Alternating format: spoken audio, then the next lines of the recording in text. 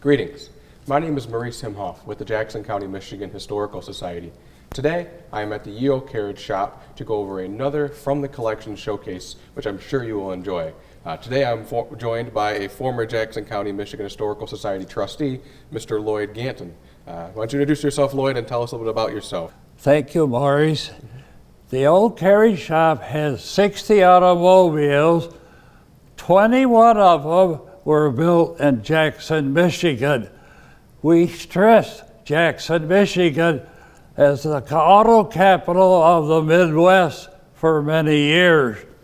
But when the Ford Motor Company started the assembly line, Jackson quit making cars. Wow. And how many Jackson cars do you have here? We have 21 Jackson cars in this building. Wow. 5 of them are the only ones left in the world. And they're here in this museum? In this building, yes. Right. And when was the first one made? 1903, Jackson, Jaxon. And the last one? Kaiser Darren in 1954. We have both of those cars here. Wow. All right, well, let's take a look. Okay. All right. So tell us about this car, Lloyd. You mentioned the first car. This is it? Yes. The year was 1900, and an entrepreneur had a bicycle shop, and he was experimenting with the steam car. And in 1903, they started manufacturing these cars. That was the first year of the Jackson car. They spelled it Jaxon, then they changed it to Jackson, the correct spelling later on. Wow. And it's a steam powered? Yes, this is steam.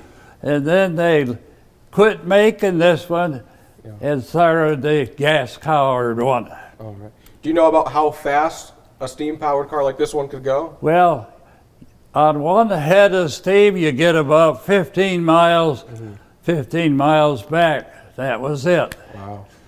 But still a significant change in industry and innovation in Jackson. Oh, yes, definitely. It has a mother-in-law seat on the front, and it steers with a tiller, but it didn't last long. Now, you said a mother-in-law seat. What is that? Can you show us kind of how that works, what it is? Yeah, well, it opens like this. Okay. I guess that's a good place for your mother-in-law. Yep. We have another car here, this time a name people know, Buick. Tell us about this car. Well, this is an interesting car. It's the 1907 Buick built in Jackson. They built Buicks in Flint and came to Jackson for a short period of time. The beautiful thing is this is original, never been restored, 117 years old. But then they left Jackson in 1908, went back to Flint. Wow.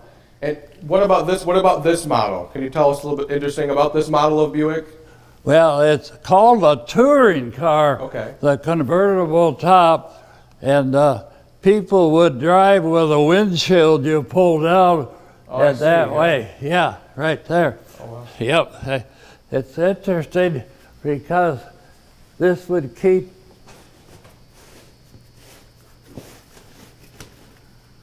Oh, wow, there, okay. It would keep the snow out of your face. Yeah. I've never seen anything like that, actually. I see like it hooks onto here with the front. And the really gas were gas lights, and you get 5 feet of light after dark. Well, it's not very far in the snow and in the night. No, not very.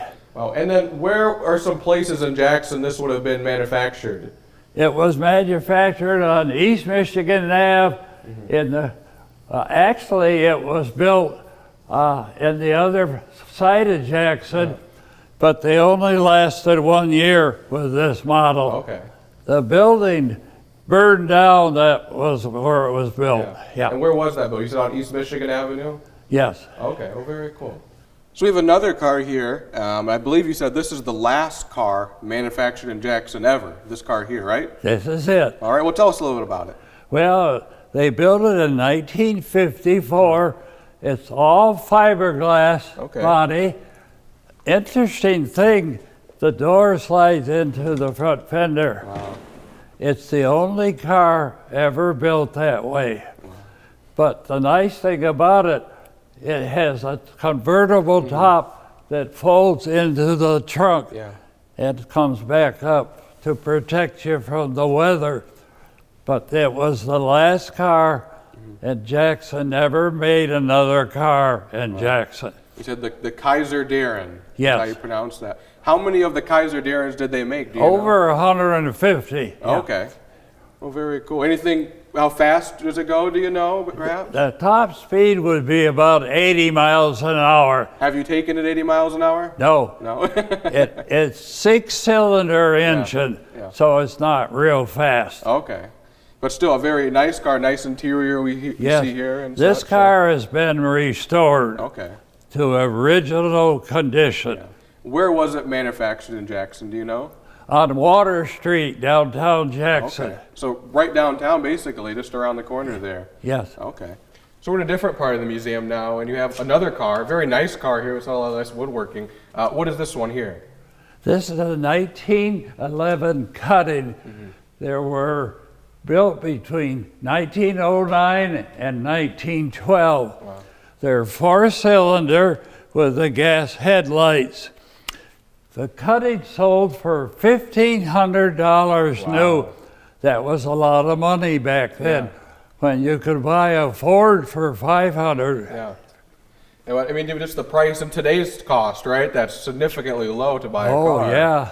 But back then, that was a lot there. Yeah. And remarkably so, I mean, look, you can see the nice leather working Yeah. here on the car. And This is called a Roadster. Oh, wow. Yeah. And cutting, what is the story behind cutting itself, the name? I don't know how they came up with the name. Yeah. Several men built them, and they never really came out who the owners were. Do you know where this one would have been built in Jackson? It was built on Mechanic Street, down by Ganson Street. Oh, by the old prison a little Yes, bit, yes? yes. Oh, wow, okay. I see that it has wooden spokes on the wheel and such, too. And Yeah, and you start it like this. as a crank start then? Yes? Yeah, Wow, okay. That would be bad on a cold winter day like today. You got to go outside in the snow. And you gotta be careful. It can break your arm when it backfires. Oh, wow. Well, now I'm joined in another part of the museum by someone who knows Lloyd very, very well, and that is Miss Judi Ganton. Why don't you tell us a little bit about yourself? Well, I'm Judi Ganton, and I'm a little bit retired, supposedly, and I enjoy the museum most of all. I love to do tours and work here at the museum when I can. And we're here today in my mother's kitchen. At one point in time, as we kept expanding, we started having birthday parties and anniversary parties, even a men's steak party here a couple months ago. Yeah, they liked cars. Yeah. But Lloyd said, oh, we don't need a kitchen, but we did need a kitchen, so I made it my mother's kitchen, and it's kind of unique because even the men like to come in here and reminisce. This reminds me of Grandma's kitchen or whatever. So on one part you have the kitchen, and then the other part you have kind of the collection of the household. I do. I have my childhood toys there in my crib. Yeah. And then my kids' childhood toys. We remember Jacobson's because it started in Jackson. That is all Jackson memorabilia right there. You can find, if it was in Jackson, I think I have something from it. And Spring Arbor, of course, I went to Spring Arbor High School, and so I've collected. And other things just collects. Yeah. A lot of people don't know the amount of history and artifacts that you have here at the Carriage Shop, not just cars, right? Right. But I think right here in front of us we have an interesting collection, a part of this today. Well, and tell us a little bit about what we have here. Focusing on Jackson, which is what I kind of like to do, I knew as a child one of my favorite Christmas presents was a Tom Thumb typewriter. And this typewriter actually still works. That's in when you first went. Now think about how old this is. We know how old I am, and this still really closes, and when you hit it, it comes out, and With the bell. things. And And this is made in Jackson? this was made at the Western Toy Company. Actually, it was, I looked at it and I went, wow, this was made in Western Stamping Company. Oh, wow.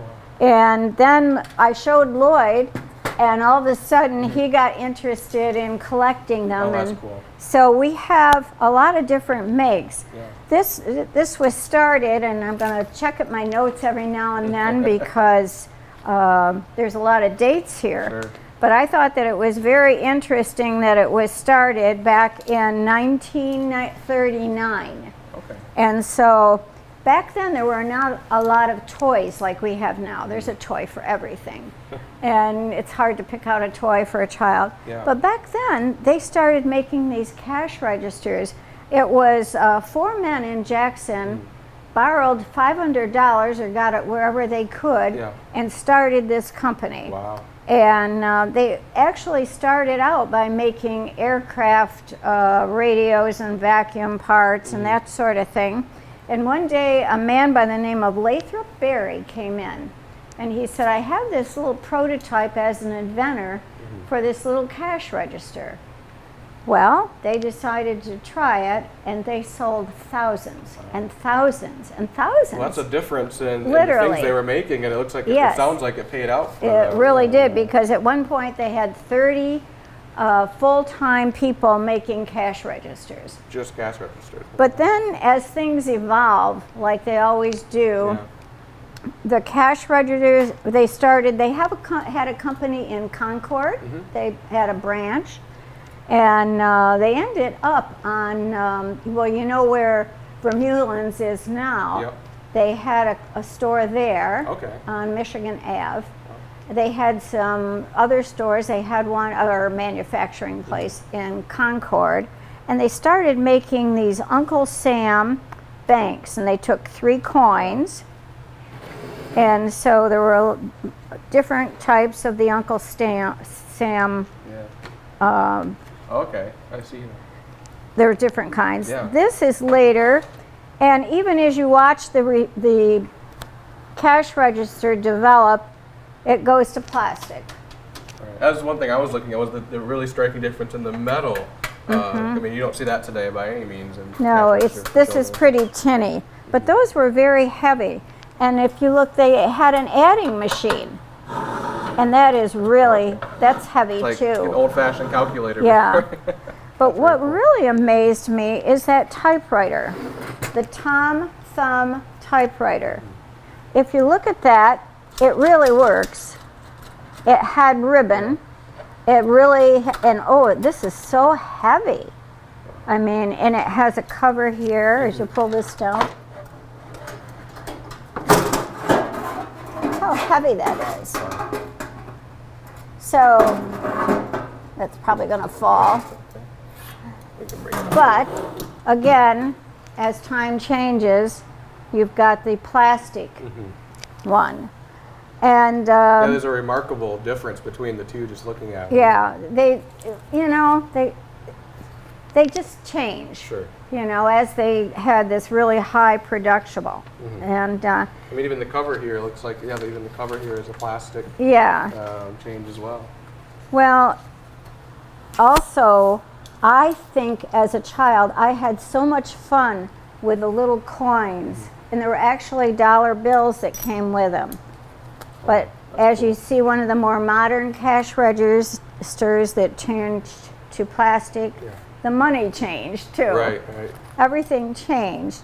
This is kind of a little coaster I found that says Western Stamping Corporation, Tom Thumb Toys, Jackson, Michigan. And it has Jackson, Michigan around Yes, there. it does. Yes. It was a really big company. Yeah. But like times go, you can see there's a toy house, Tom Thumb. They were advertising. Yeah. The well-known toy house, we all know about the toy Right. house, And look at that cash register, Maurice, if you want to pick it up. yeah. Sure. It's still heavy, but it's very different. Yeah. They changed the prototype. It has 2 drawers. It's changed quite a bit. Yeah. but it's still made in Jackson, Michigan. And I mean, this, when you look at it, this doesn't even look like a toy. This is Yeah, hefty. it almost looks real, doesn't it? This is really strong The quality. same way with the typewriter. I think this here, I mean, is one of those shining examples that Jackson really did it all at one point in time. It did. It early was in its very history. popular. That's an old ad. Jackson Plant puts toys under the Christmas tree. Jackson's tin toy heritage. Yeah. Jackson really, Jackson is amazing community. Right. I'm really surprised that what all Jackson had. This is another item they made over here. This is a vault, a little safe. I don't know the combination, so I can't open it. It might have a lot of. It might have real money in it. But one thing we like to do is we like to save the boxes and everything. But like everything else, as the market really got big in the 60s and in the 70s, other toy companies came along. They sold to a toy company. Some of the products you'll find are in Japan, made in Japan, like this one. I was shocked. Wow, so they shifted their So making them in Jackson they still to own overseas. Yeah. Yes, they still owned the company, but they started shipping their goods out to be made, and they saturated England even. So they were still a big company. Yeah. And then somebody wanted to buy them out, and actually they changed everything over to Japan. Wow. And they sold their business here in Jackson. So, A really cool history, though. I mean, but it all started in Jackson, Michigan. So. Little did I know, I probably got this in the 40s, to be truthful. Yeah. I never knew I'd end up in Jackson, Michigan, where it was made. It all comes around. Well, thank So- you for showing these. And, I thought it was quite interesting, and we have an amazing collection. We have a lot more over there and out there. And well, I think we're going to go ahead and take a look at a few other things. okay. So let's continue on. So we're in the kitchen now, and we have something I'm not even familiar with at all. Tell us, what do we have here? Really? Oh, well, I grew up in the 70s, 60s, and 70s. And actually, this was started in the late 1800s. Okay. And this is kind of your first loyalty program. You know how we get points now when we fly and things Those like Delta this. Sky Miles. Yeah, Or yeah. McDonald's cheeseburger after a little Well, bit. even I went into Walgreens yesterday and they said, "Are you a loyalty member?" And Yeah. I went, "No, but you know, we'll fill this out and get your phone number." But this is one of the original loyalty programs. programs. And if you look, we give S&H stamps. We never shopped as a child in a grocery store or got gas. Everywhere you went, you looked to see if they had the signs out. We give them S&H Green Stamps. And it was just part of our lives. Sure. And the stamps had to be licked, but you got so many of them, you would use water in a bowl. And moving to Jackson, never thought anything about it until I was somewhere. I read S&H Green Stamps started in Jackson, Michigan. Really? So, I mean, who would have guessed? Sperry and Hutchinson. Okay. And right downtown. I don't know because the stores have been torn down and stuff, but that's where they started their first store. And so what you did when you bought gas or you got groceries, you were given your S&H Green Stamps. And then you were given books. Now there were other kinds of stamps too. This was kind of a fad, and not to be confused with there were other stamps. Sure. A lot of these are all different kinds of loyalty programs, all different. But S&H Green Stamps were the ones that held out and were there. Like the Till the Hallmark late 80s, program they there, were still there. And what you did was you filled your books, and when you got a book full, and see right there, established, 1896. Wow. So then you got catalogs. Now this is an older catalog, probably not one that I shopped out of, but it was 1924 to 1925. Okay. This was a big deal. And growing up in the 60s, it was still a big deal. Yeah. Even probably in the 70s. I can remember buying a lamp or going to get a lamp. And what you did is you filled out your books, and they had books where you got a $10 stamp and a $50 stamp, and then these were different stamps. Okay, the different numbers. And So you had to buy a lot of groceries or a lot of gas. So, you know, but you took the filled, and these are full books. You took them into, and they had stores, just a regular store. And it had all the products around so you could look at them. Okay. Or you can pick up a catalog, and there was an index, really, and you could look for anything you wanted and kind of be prepared to know how many books you really needed. Yeah. And that's what you would shop for from your stamps that you would earn or built because this is right here. This is Okay. purses. And see, some took 2 purses, some only took 1 purse. But they had toys. I don't remember clothes, but I do remember a lot of household products because I can remember dishes and lamps and anything you could. Oh, and you could just, all from stamps, you would get these. That's really cool. Yeah, I mean, and it was fun. Now, not that they gave away a lot of stamps with your groceries. Yeah.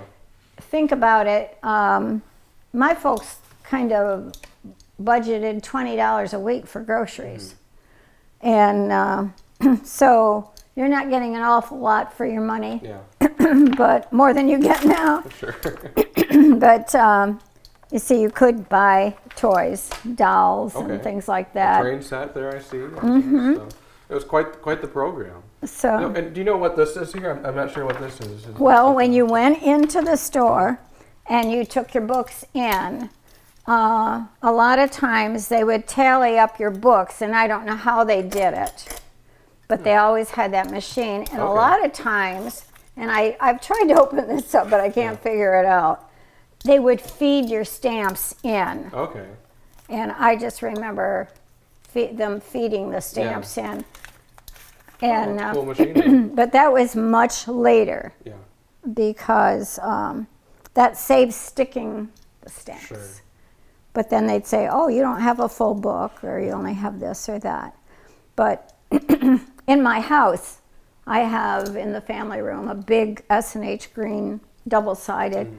Wherever you went, you looked for the S&H Green stamp. Oh, very neat. And I think we talked a little bit before that this was very popular. The height of the program, we started in the late 1800s, but the height of the program was in the 50s and then 60s. But when did this disappear? it disappeared in the 80s. Okay, so unheard of. And Yeah. I think to me, right today, unheard of now. But like we talked about, from Jackson though, this program Started in Jackson. I mean, it had a national effect. And I think we said somewhere that there were millions of stamps that came out of this program by the time it was done. Yes. Wow. Very Yes. cool. And it spread. It was all over the United States. It wasn't just a Michigan thing. Yeah. I mean, it was everywhere. Well, I'm brought up in New York. Okay. And so this was where I was familiar with it. It was in New York State. But excuse me. It was all over the world, really. So it was just a big deal. Yeah. And as you can see, people come in here and they lay down their books. They go, and I'm going, you messed up. You should have cashed those in. Yeah. You could have had some items with that. But they bring them in, and it's kind of cool. That's very neat. Well, once again, I think that's a really cool seeing how Jackson has had some national impact or world impact, as you had mentioned too. Yeah. And this is something that often forgot about or overlooked. So. And nobody knows that it started in Jackson. Because they say, oh, because I have signs over there and I have the books laying out, and they'll go, why do you have the green stamps? And I said, started in Jackson. Yeah. Thank you all for joining us for another From the Collection video here at the Ole Carriage shop. I think we'll be back because there's quite a few more artifacts to take a look at, and we're very appreciative to the Ganton family for having us here and be able to showcase some of the artifacts in the collection. Thank you so much.